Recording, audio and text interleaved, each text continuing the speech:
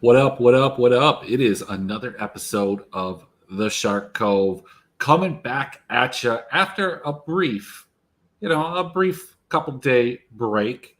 It was fantastic. The show on last Friday, I believe it was, with Gelati, I think it was one of the better shows that we've ever had. I thought there was a lot of good information. We got onto a lot of good topics. Might have been a little bit nerdy, but I think if you're watching this, show on a regular basis, you probably like the nerdy things that we talked about. Perhaps the philosophy stuff in the beginning, where we talked about simulations and reality and all that stuff. That might have been a little bit too much, but nevertheless, we're back. It's Tuesday. We've got a 4-game slate, and we've got some really cool contests in the DK lobby that haven't normally been there. So it's pretty attractive. Speaking of attractive, we've got my sidekick, my guy, the person that's here all the time, the author of the Book of Moose, somebody that's been missing from the show for a very long time. We've got Moose and his cat will probably be making a appearance or two. Moose, how have you been? Great. I went on vacation again, and now I'm back. I really enjoyed it, and I'm glad you guys had an informative week because I'm back, so we'll have some uninformative talk then and some more entertainment. Look, man, we had some ups and downs in your absence. There was one week where I only did 2 shows. There have been a couple blackout moments on the show. So look, we've had our ups, we've had our downs. We had a gold card podcast reunion show with suit jackets and sweaters and stuff like that. So a lot of good stuff has happened. I watched. You did watch that? I did watch that. Nice. Well, good. So look, hey, we've got a 4-game slate, but I would be remiss if we went right into this. I think the talk of the Discord, at least the esports department Discord, and a couple other Discords that I have my hands in, that I have my words in, has been just this complete and utter dominance of the blue side in the LPL. And, this was something that we started to catch on to last week. And me and Jelani talked a lot about it and the different betting angles that you can make. And it's been very profitable for those bettors that are, betting on just the individual maps, along with the +1.5s, along with avoiding some of the, -1.5s, and everything that goes into that from a GPP, DFS perspective, how you're going to build your lineups and just the thought process. Are you excited about this revelation of blue side dominance in the LPL? Yeah, I mean, now that we've all kind of blown the lid on that, it feels like almost something that you're like expecting to happen. And then yesterday it happened twice, right? Because OMG won on blue side, and in a 16-19 game.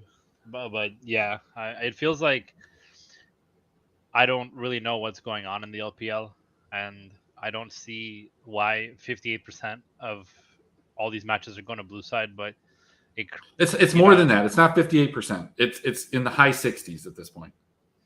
Okay. Well, I mean, we have to look at the amount of statistical data we have to see if the integers line up, but overall, if that's what we're betting, then the +1.5s are going to start to make a lot more sense if a team gets blue side and actually plays well. But what's weird is that, like, now when you watch a game, you're like, I'm almost blue side biased, or like if I see a team that is supposed to lose, or it's clearly the inferior team playing on blue side, it almost does feel like they're having an easier time playing and like setting up plays. I think it's got something to do with the Herald. I think it's got something to do with first Herald, first Dragon, however they handle those two things. I think it's a little bit deeper than that. Even I do think that does provide some advantages, but those are advantages that are present in every league.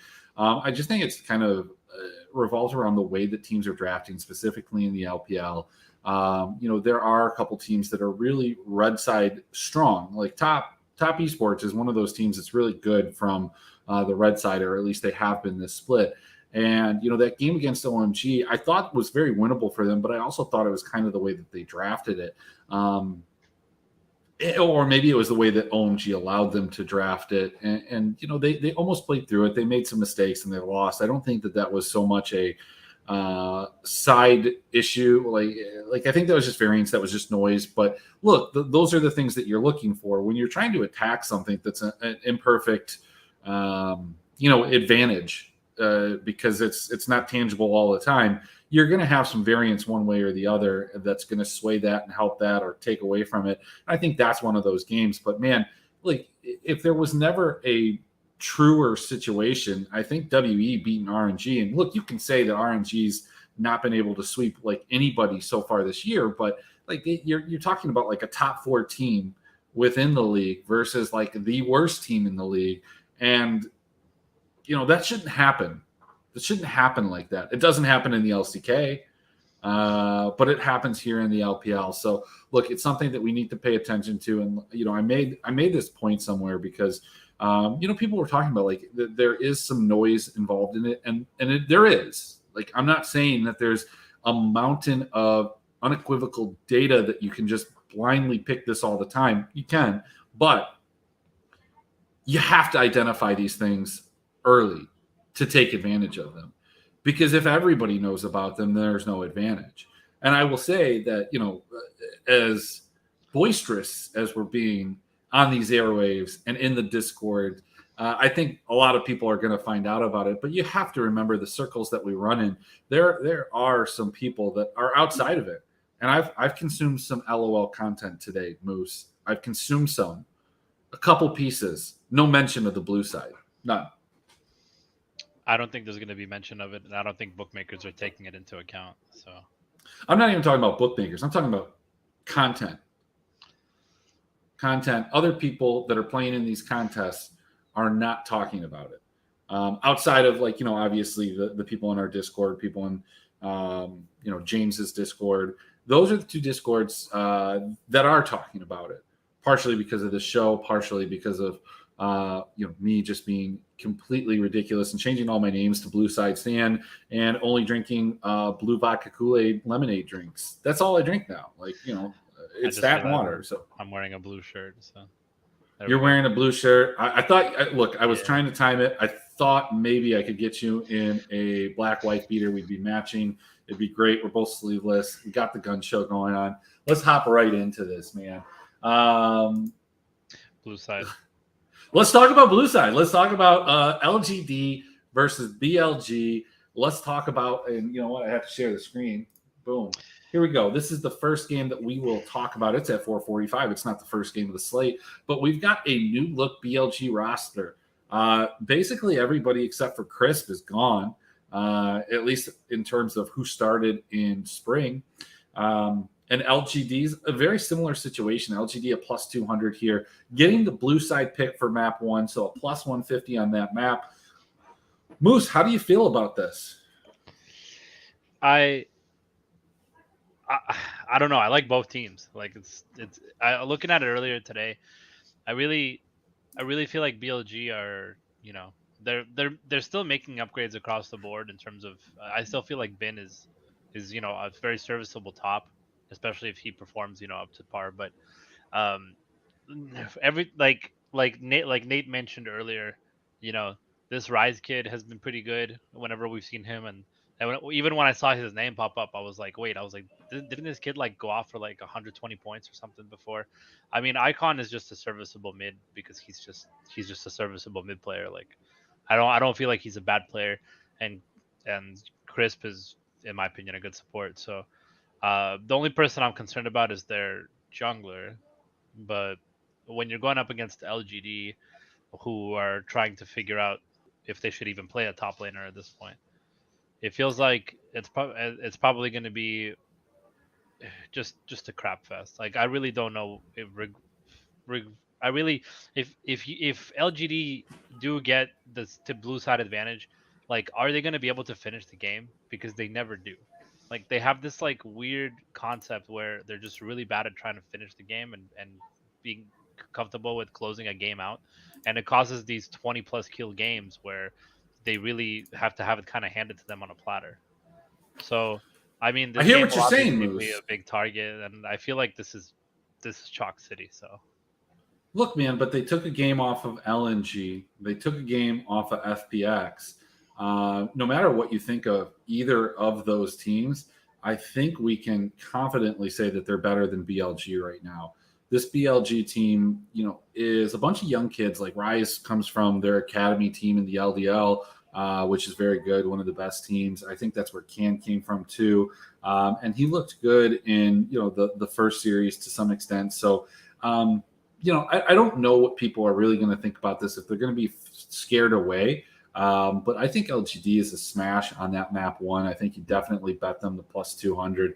I think those two odds are too good. I mean, one of the things that I'm considering, and look at this, BLG is just notorious for losing at least one game in the series. If they're going to lose one game, you'd have to assume it's on red side where they've been absolutely terrible. LGD has been, serviceable just as everybody else has been on that blue side. So getting the plus 200 for the series, maybe even betting the plus 1.5 and the plus 150, just doing the whole smorgasbord and getting yourself in a position to profit a ton off of LGD is a great spot to be in. Additionally, the way that you have to think about these type of things is, so what if they do win, Moose? What if LGD wins? That means they have two more opportunities to win a game, right? And more than likely, they'll have another blue side opportunity, but they'll have another opportunity to win this game, right? They'll have another time to win this series. Whereas BLG is going to have their back to the wall. Those LNG and FPX wins, are those blue side wins? I think so. Yeah. I don't know. It's just so hard for me to see LGD winning 2 games. It really, I mean, I do have to like massage my head into like it happening, but yeah, I mean, the line I think it should be closer than minus 275 for sure. I see this as like a minus 170 or a minus 160, but even that is like, oh well. LGD, they're just gonna do what LGD does. Long, drawn out games where they have an advantage and they just have problems finishing. I don't know why. Jinjiao and Nautilus and call it a day. I mean, if there's anything to be said, LGD, at least the bot lane, has been playing together the entire split. Assume has looked very good. This team does seem to actually rally around him when they win, and that seems to be the identity that they want to play with. LGD did toy with a different roster, didn't go very well. They plugged in their other pieces, and were a lot more competitive. So, look, I like LGD in this spot. We'll get to kind of DFS in a second, but I think if you're not betting these spots just blindly right now, look, if WE against RNG wasn't proof enough for you, I don't know really what is. From the BLG standpoint, the problem that you run into, it's the complete opposite from the LGD. If they lose that first map, now they've got to win on red side, not the next game, but the third game. And this team, look, I don't know. Maybe their coaching changed because I think the coach isn't listed in the lineup. So maybe they fired their coach. I wouldn't be surprised with this team flipping all these players. But let's face it, Icon's not good. Rise and Can are inexperienced. Crisp is a very good support. Bin is serviceable, but I don't know. I can see LGD, taking this series or at least taking it to a place where BLG is not in the optimal. Let's go to the next game here. We've got in the LPL, we've got EDG against Ultra Prime. Darlings of the DFS community, Ultra Prime. People just love these guys. A friend of the show, Coy Brewer, just loves Zoom. All the memes for Zoom. People love Elk. They love them. And unapologetically, people love Shousey. People are not so big on Hacker, and Crying, it has a weird spot, but these guys are huge dogs here. Plus 420. Haven't looked good this season. EDG, not that world class team that we saw at the end of last year, but still very good. Minus 700s. Huge. They do get blue side advantage. Yeah, I mean, what map do they get blue side on? Because they have map. EDG will be right? blue side first map. Okay, so map 2 is going to be Ultra Prime blue side. We can assume. Correct. So Correct. just take the kill handicap and the ML on that map, right? I mean, you can so. That's the thought. So you run into kind of a predicament there. You can try and pick the map, or in this situation, you're getting +1.5, +115. It's certainly not the +250, but I think you bet both of them in that scenario. Just like, what if they win map one? Like, yeah, and they lose map two, and you have the +250 on map two. I know we're trying to pinpoint those Blue side. blue side wins, but when you're getting like a +115 on that +1.5, I think that's still advantageous enough to put a little bit more towards that particular bet. Yeah, I do like that. I do like that as an idea. The over 2.5 is also interesting because it actually gives you even better odds at the +160. So look, that was something that we talked about at pretty significantly at length on Friday, because typically the over 2.5, under 2.5, those are kind of sucker bets. They don't come out as plus EV in most situations. There are better ways to attack it.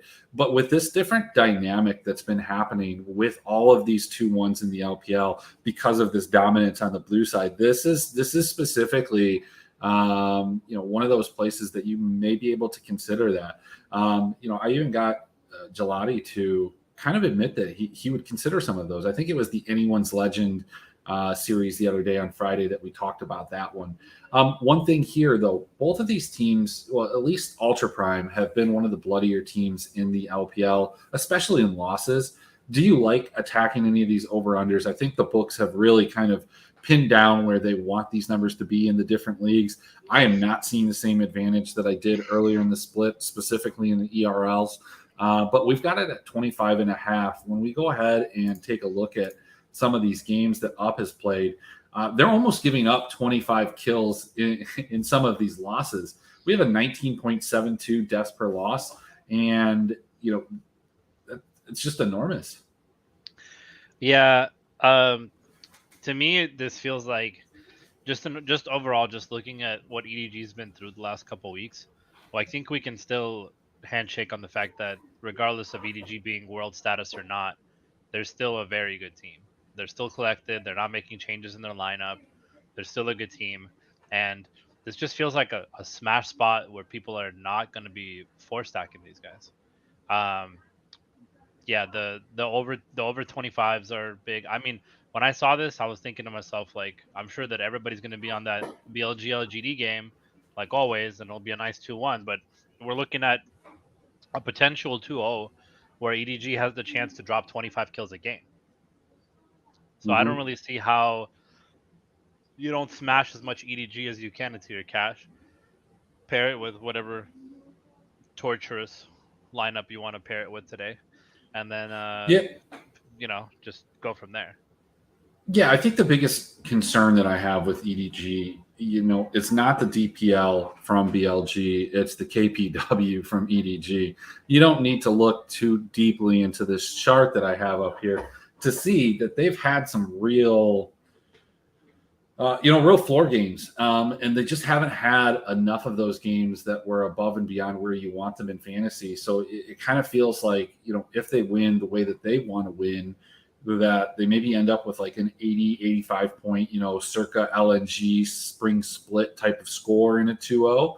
But are they going to get dragged into one of these higher scoring games? I mean, we look at the teams that they played, that was FPX at the beginning of the split, 2 18 kill games. That was pretty exciting. That was a high score. And that was, at the beginning and the height of these durability unders.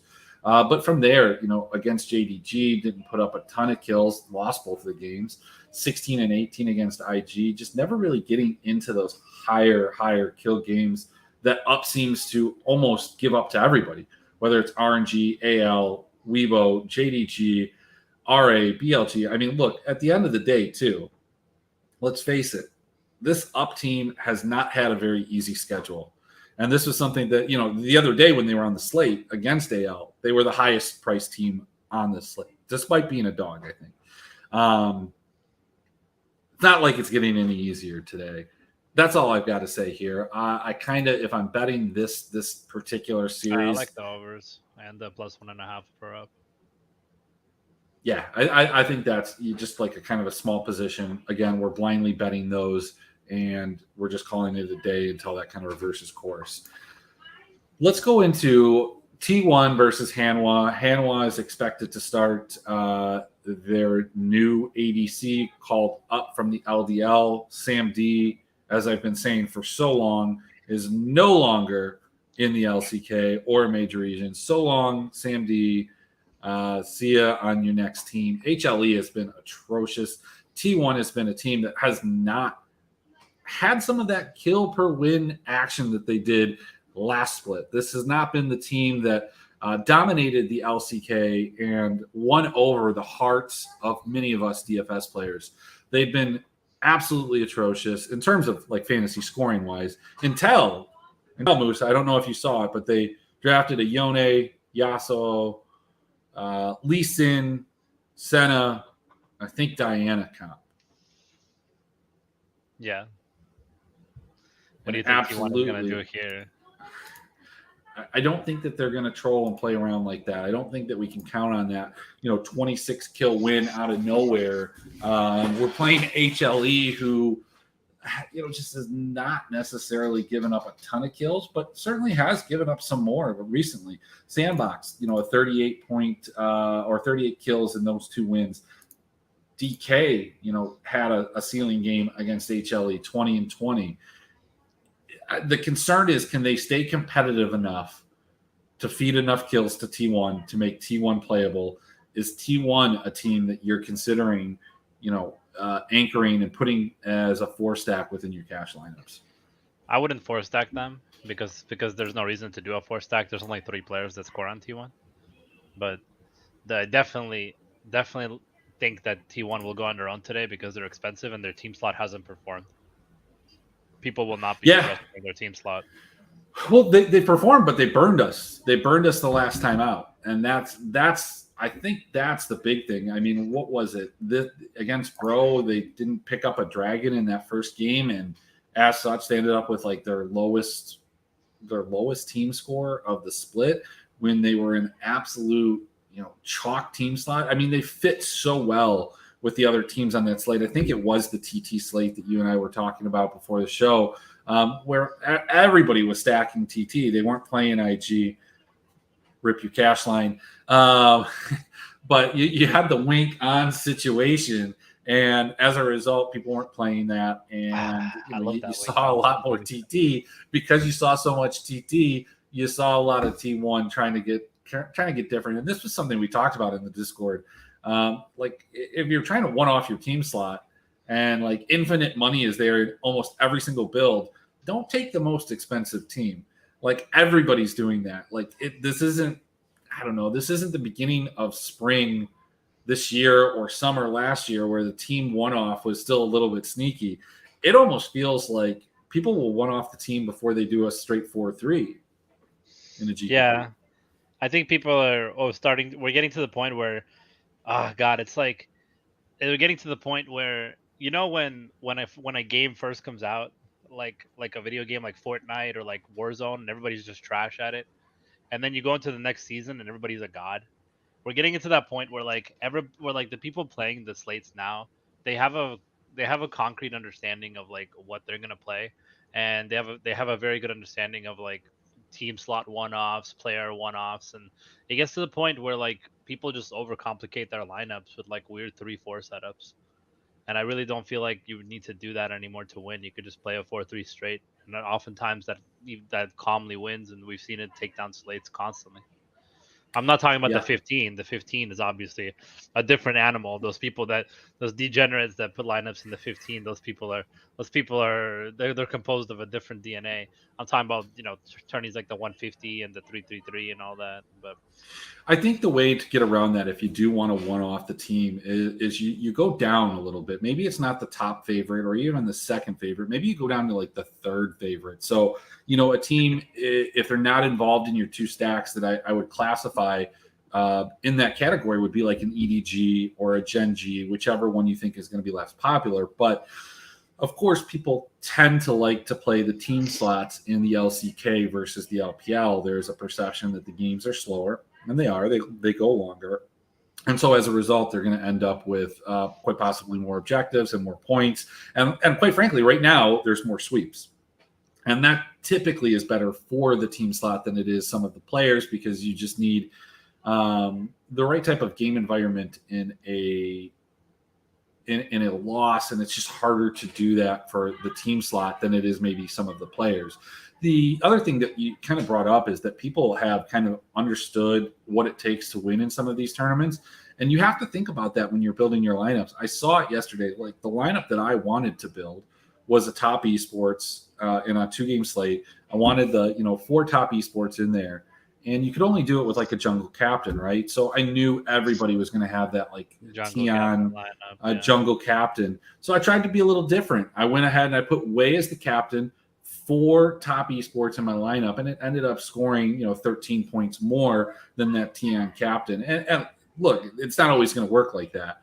But that's when you zig because you think everybody else is going to zag. Sometimes you got to go ahead and zag or just wild out and do something crazy.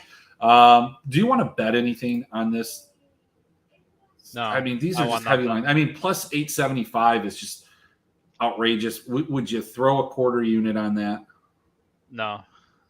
Okay.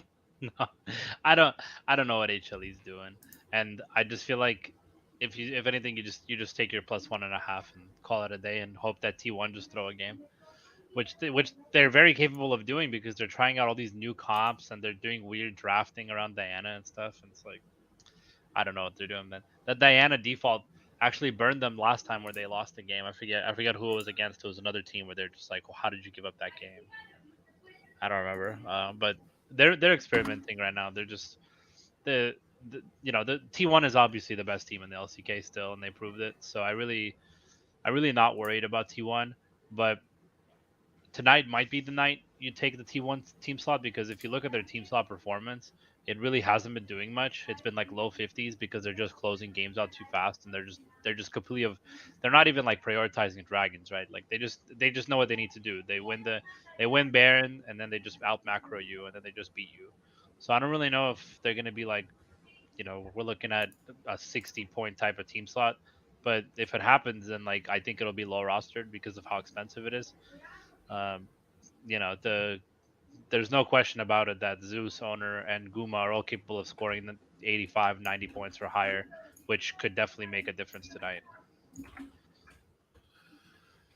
Yeah, for sure. Well, let's get to the next game, and then let's get into DFS. Gen G Sandbox. This is a game that's getting a lot of chatter in the discourse. This is a game where there are 2 underdogs that feel like they're playable, and talking about people understanding how to play LOL DFS.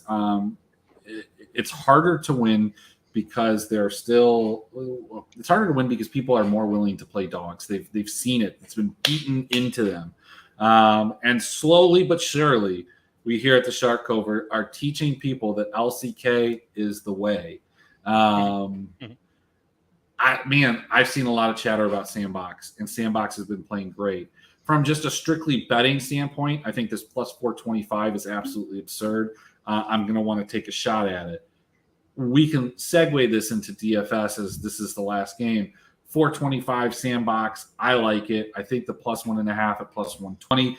I like that. I'm not betting specific maps, but I'll take a small position out on the money line and then a little larger one on the spread. Although favorites in the LCK have been doing very well with map spreads. It's been almost the opposite of the LPL in that regard. Yeah, the Sandy Boys are, after 2.5 years of being touted, finally good. So we've touted them into playoff contention. They're a good team. They went through a lot of changes, a lot of gelati shills. His fingers can stop bleeding from shilling them on his Word documents in his and his Sure. Patreon. But I mean, so we're talking about what, 2 players not playing for Gen? No, that was a joke, dude. That was a You joke. gotta check the date. You gotta check the date, guys. You're ruining my life right now because I almost changed my lineups. The Sandy Boys are a good, like, I mean they've won the last 5 games, and it's like it's not the worst teams, but it is KT, it's DRX, it's and then it's 3 bad teams. So I think they can definitely be competitive. I think I definitely want the +1.5.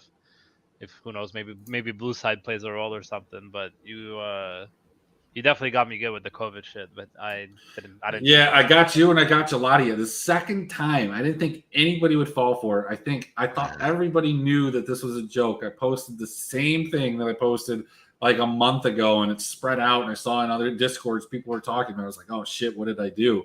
Um, yeah, guys, if you saw that in the Discord, or if anybody's told you, it's a joke. It's a joke. You check the date; it's from March.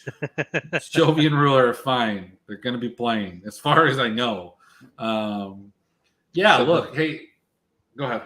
does does Jen just kind of hit Sandbox in the mouth here and like make them actually play a real League of Legends? Because I don't know. It's like it doesn't feel like Gen G really want to scrim. They want to. It feels like they just want to close you out macro style, and it pisses me off because we actually had some very high scores in the previous outing in the spring split. We had Chovy Ruler Peanut dropping pretty massive numbers in the LSB last split.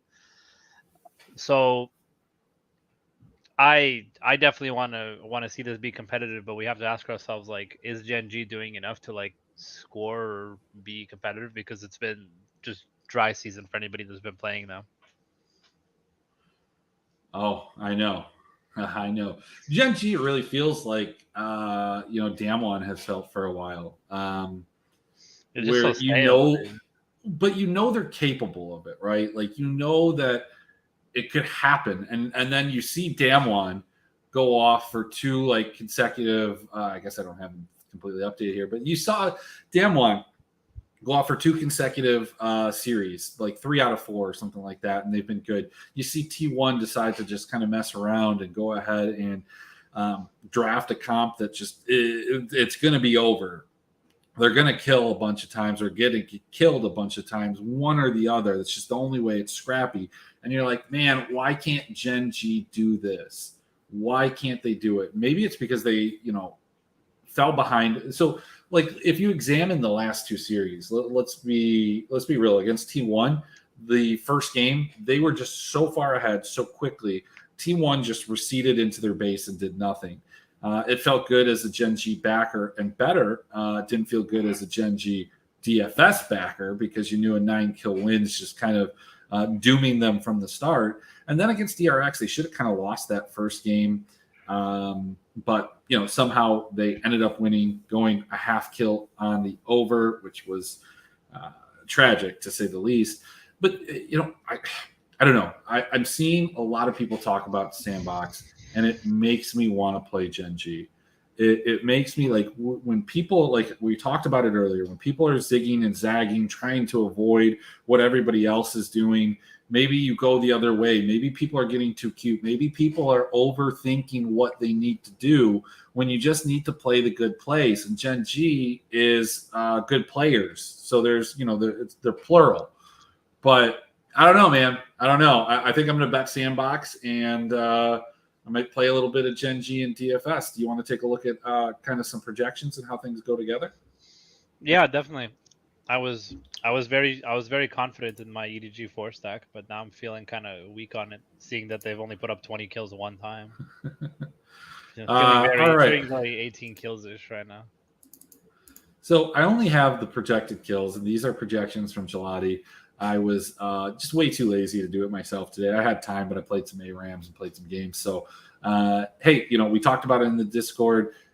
Some of these trends, some of these things that we've talked about, you would have had this advantage for a longer period of time if you just spent the $20. You get the macro trend report, you get that, you get the picks, and you get projections too. So here we go. We've got in a win up there as the top scoring team in the top position.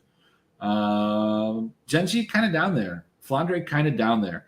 This isn't really a big surprise though, right? Like we're talking about in wins, and if we are talking about in wins, HLE's probably going to have to scrap with T1 to beat them, right? Like there's no other way. Same thing with up to beat EDG. If we take out like the dogs here, how does this kind of change it? Still not good in that top position, right? A little bit better in the jungle. Just everywhere else, it seems okay. It's like maybe you just keep Flandre out. Maybe he's not the guy, right? Let's put it together. EDG and Gen G. What can we do? I like that. I don't know where you were going with Cash, but I kind of ran through some of these and what you can put together if you're, not confident with BLG. I feel like this is the best iteration of a Cash line that has any type of safety. That you get at least like a carry captain if you can call GG that.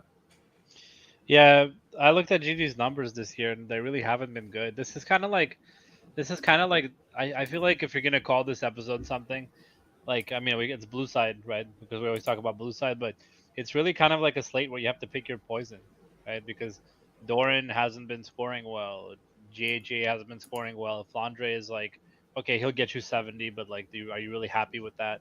Lehens is useless, so he's just gonna run around with Singed and get you 0, 2, and 9. So it doesn't feel like it's. It feels like we're sitting on a slate that you kind of have to get a feel for where you want to take your risk, and if you think that Gen do something or T1 do something and go from there, or you just pick a side on LGD BLG and hedge yourself, which also might not be a bad idea. Like I'm glad that you're bullish on LGD because I feel like that game is probably if we consider it a coin flip, then that's probably going to be the game that we're going to be targeting for tournaments, right? Yeah, well, so Gen G EDG doesn't, this is what you have. Like you said, like GG's not good or hasn't been scoring well. But the problem is if you went like Gen G T1, right? Yeah, it's not possible. It's a Zeus captain. You got four Gen G. That lineup will get you a solid last place in cash. You can't do T1 and EDG. No, they're too favored. I think you have to bite the bullet on like BLG players and figure out like how many you want. But yeah, that'll work. Like BLG works with anything tonight. That's why I think they're going to be popular is because they fit really, really well. EDG fits well. I mean, after having the convo, I think I would rather just force that EDG in cash in some way and then just take my upside with BLG. But I was pretty on BLG before that, so I have to really think about it now. But because I just know for sure that like we're gonna get that blue side LGD game where they're just like they're trying to close it out and they can't and they just can't and they just can't and they're knocking down the doors of the base and they can't and you're like, oh okay, more kills are coming. Oh look, it's a fight for the Elder. Oh look, another 5 kills for Awesome. Oh great, like. I can see it in my head. I can see the Callista Nautilus just running around the field. So if you were playing BLG and Cash, who are you kind of combining them with? I mean, like, look, you can do ADC captain if you go with Gen G. The problem is, even if you're going like T1 with BLG, you can't. Well, I guess you can. It's just it doesn't even make sense. Why would you put Chris captain there? That doesn't. Yeah, T1 is like too expensive. Like I don't see T1 getting on tonight at all. I feel like most people will probably play EDG, BLG, and just make their way down from there. Let's see. Yeah, no, I mean they're just expensive. There's not a lot you can do with them, right? Yeah, and you just roster ruler and get your 76 points, and you call it a day. Let's do something here. DFS 5-pack channel 2 asks, with pricing so tight and people down on BLG, I think LGD might be similarly owned as them. Yeah, absolutely. I think LGD will be the chalkiest dog tonight, and I don't think anybody will be on up. I think it'll be LGD and the Sandy boys. Yeah, well, and that's kind of the question that you have to kind of ask yourself when it comes to some of these games is like, do you want to try and figure out how to make them work with like 3 teams in a GPP? Are you playing in a GPP that constitutes playing, one of those Frankenstein lineups? And if you're playing the 15, which like a lot of people that watch the show are, I think that that's okay. And you can get really creative and get really weird. Maybe even do some game stacks, like hell, I almost thought we were going to get back-to-back days with game stacks. I don't even know what won the 15 today. But it felt like it was on pace to being a game stack, right? Like a full-out game stack. It was, but TES put those concerns away. They put that back in the box, I guess. Yeah, it's weird, man. It's one of those slates where like you're not like I'm not happy with regardless of what I play. I really just like I'm not seeing lineups that I like. I'm not seeing things that fit that are interesting to me. The only thing that I can say is like I think I'm gonna be different and probably still play EDG 4-stack and hope that they have like a 20 kill game against an opponent that does give up those kind of numbers. But it doesn't excite me that I know for sure that I'm gonna see like 4 BLG being stacked every single way possible, 4 LGD being stacked every single way possible. So yeah, pick your poison night, boys. I think kind of the way that you get around that maybe is like playing one of these other 3 big favorites and maybe just taking like one guy out of these 2 teams. You know what I'm saying? Like maybe you play like a dude like I don't know, maybe like Assume. I mean, I think he scores well even in like a high scoring loss, a win, and a regular loss. Maybe he scores well enough that if you pair him with like a Gumiasi or a Viper, I don't know. Look, I'll give you an overall view that I'm thinking here on this slate. I think the place that people aren't going to go is going to be Gen G. I do think about the pricing and maybe that forces people over there. But you're absolutely right. The 2 teams that I think are going to be owned the absolute most, well, I think EDG first and foremost, right? Because they're playing up. Yeah. And up gives up a lot of points. But then it's going to be LGD and BLG. Those are going to be the 2 teams that people are going to put in there. LGD is going to be the highest owned dog. Sandbox is going to be, I think, do you think Sandbox comes in higher owned than Up? Yeah, for sure. Yeah, that's what I'm thinking too. Like that's the chatter. Like Up's just had such a bad run. And I thought that like they would somehow still constitute some ownership against AL, even though they were expensive, just find a way to play them. But they didn't. Like they weren't as popular as I thought. Is it? Look, do we need to play Up today? Is that what it is in GPPs? Are we praying to Elk and Shousty? Are we hoping Hacker has the cheat codes?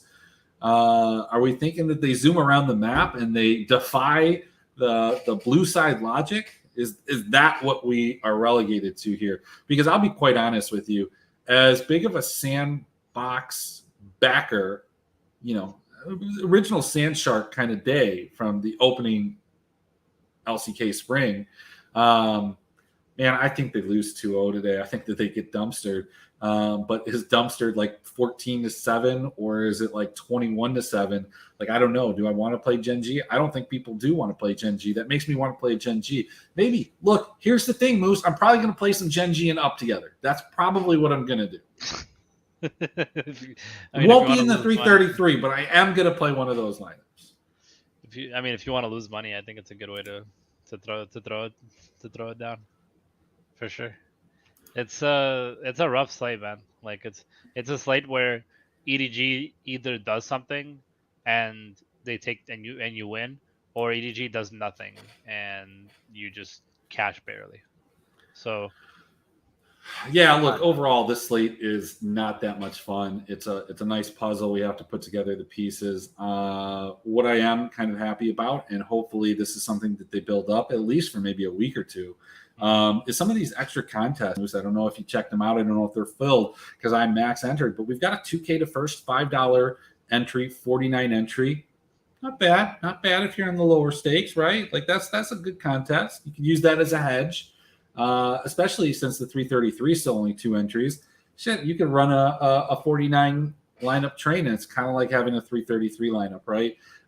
Don't recommend you do that, but you could. We've also got a 5 entry max $20 1K to first. That's a pretty nice contest too.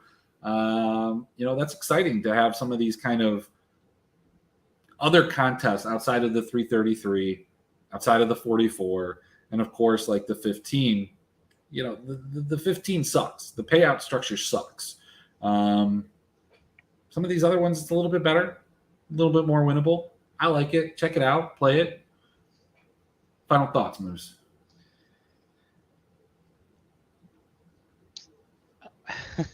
I feel like this is the type of slate where like they line up a slate like this on Tuesday night, Wednesday morning because they just want these games out of the way, dude. Like nobody wants to watch LGD BLG. Like nobody really cares about the EDG and up except for like EDG fans wherever they are. So it just feels like it's a good slate to get creative, but we talked all about one-offs and stuff like that, and at the same time, like I feel like the only like the one-off that people will play tonight will be Gen G teams. So I would look definitely to EDG and T1, especially their team slots, because when in their wins they've been scoring 50, even 40 points. So a lot of people won't be using those. But again, it's kind of like figure out who's going to score. Is it going to be like Doran getting you 75? Is T1 going to do what they're supposed to do? Or are we just going to get the same crap from LCK and then just like two absolute monster games from the LPL, and then we just kick ourselves and just say, well, why don't we just play double LPL? So Sure. it's pretty. I like the fact that like that the slates make you think, but I don't like the fact that I only get 2 entries now, because it completely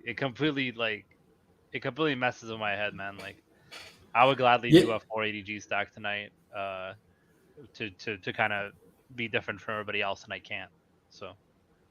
Yeah, no, it does suck. It does kind of change the dynamic of those two lineups and the way that you want to play them. And like you used to be able to like play 2 lineups and then hedge with one other one, right? Like they're built around one game and the other one's a hedge. But you can't even do that now. Like I find myself trying to figure out like, do I want to go all in on a team or do I want to hedge? But then if I'm hedging, I'm automatically relegating myself to winning one and losing the other one, right?